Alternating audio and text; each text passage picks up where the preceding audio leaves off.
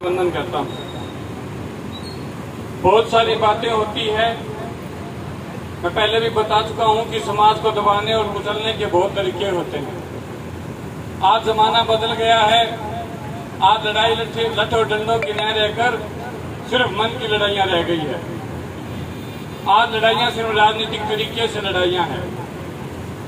किसी न किसी वर्ग को किसी न किसी तरीके से फायदे देकर एक वर्ग विशेष को पीछे धकेल दिया जाता है और उस वर्ग को तब पता चलता है जब वो उसके बिल्कुल नाक पर आ बजती है। नहीं तो हम बिल्कुल सेवादार बनकर सेवा करते रहते हैं और सेवा को ही अपना कर्म मानते रहते हैं।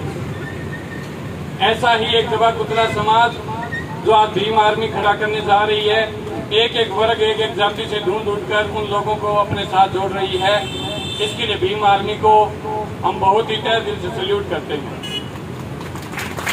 भीम आर्मी का जो एजेंडा है उसके अंदर इन्होंने एक ऐसी अवधारणा को लेकर चले हैं कि जो समाज में आर्थिक सामाजिक रूप से जो पिछड़ा होगा हम उसी का ही हाथ पकड़ेंगे, चाहे वो किसी वर्ग जाति धर्म का हो। बहुत बढ़िया। मैंने जब चंद्रशेखर आजाद के विचारों को सुना, एक दिन उनका एक वीडियो आ रहा था तो उन्होंने स्पष्ट शब्दों में कहा था कि मुझे धन दौलत की लालसा होती तो मेरे पास घने तरीके थे, लेकिन मैंने सिर्फ समाज के लिए, समाज के दबे कुचले उन लोगों के लिए जिनको किसी न किसी रूप से पीछे धकेल दिया है, सिर्फ उनके आर्थिक और सामाजिक उत्थान के लिए काम करना है। मुझे पदों की लालसा नहीं है।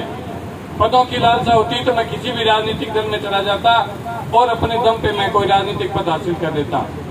मुझे इन्हीं बातों से चंद्रशेखर जी आजाद के विचारों का बड़ा अच्छा लगा कि इन्होंने उन समाज को, उन वर्ग के लोगों को पकड़ा है, चाहे वो किसी भी वर्ग से हो।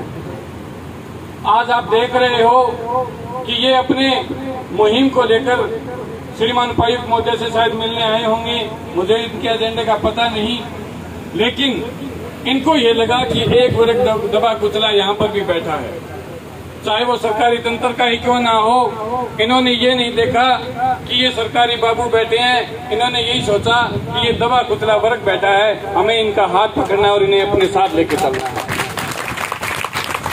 जब विचारों की शक्ति बढ़ जाती है, विचारों के मन भाव एक हो जाते हैं तो समाज में कोई भी असमानताएं नहीं रहती। जब विचार हमारे ऐसे हो गए कि हमें एक दूसरे का सहयोग करना है, एक दूसरे का साथ देना है, तो इन्होंने खुलकर ये कहा कि हम अपने साथियों को आपके साथ भेजेंगे, आपके संख्या बल को भी कम नहीं होने देंगे। इनका मैं एक बार फिर से अभिनंदन करता हूँ। भीम सेना, भीम सेना, भीम सेना। मैं भीम आर्मी को अपने सरल शब्दों में अवगत कराना चाहता हूँ कि ये कोई जंग और लड़ाई नहीं थी। ये सिर्फ दबे कुचले होने के भाव को लेकर ही हमने अपने आप को आगे लाए थे। हम निरंतर देश की आजादी से लेकर अब तक जो सरकार ने दिया, हमने उसी में सहज भाव से स्वीकार किया और उस सहज भाव से हम काम करते रहे। लेकिन आज ऐसी आर्थिक परिस्थितियां देश में हो चुकी है कि इस काम के बदले अगर हमें पूरा वेतन नहीं मिलता हो तो चाहे वो मजदूरी क्यों ना हो, उसे अपना सिर उठा लेना चाहिए। और इसी सिर उठाने की एवज में हमने अपने आप को आगे लाए और हम अपनी मांग को लेकर आए और बताया कि हमारे जो समकक्ष लोग थे आज वो आर्थिक उत्थान कर गए तो हमारे में क्या कमियां रह गई। इन्हीं विचारों के साथ हम एक साथ एकत्रित हुए, आप जैसे सामाजिक लोगों से राय की और सामाजिक लोगों ने हमें एक ही रास्ता बताया कि आप धरने पर बैठो। आप धरने पर बैठोगे तो सरकार की हिम्मत नहीं, क्योंकि सरकार कुर्सियों पर बैठने वाली नहीं होती, सरकार जनता होती है। जनता जो चाहती है काम वही होता है।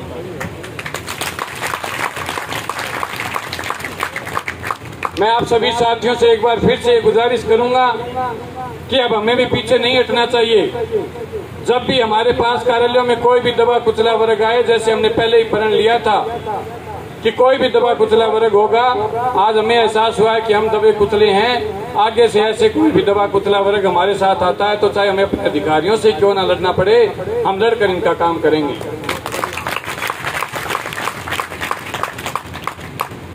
जो भी समाज में हमें ऐसा दिखे कि यह व्यक्ति दब रहा है, इसकी भावनाओं को कुचला जा रहा है, हमें उनके साथ आगे मिलकर आना होगा। और समाज के इन आर्थिक अनुभवों को जो लोग जागृत होकर समझ जाते हैं वो देश का भी निर्माण करते हैं। धरना और प्रदर्शन कोई लड़ाइयाँ नहीं होती, ये सरकार का ध्यान आकर्षण का केंद्र होती है कि हमने सरकार का ध्यान कैसे आकर्षित करना है एक विशेष मुद्दे पर। क्योंकि आप ये बात समझते हो कि सरकारों के पास बहुत सारे काम होते हैं,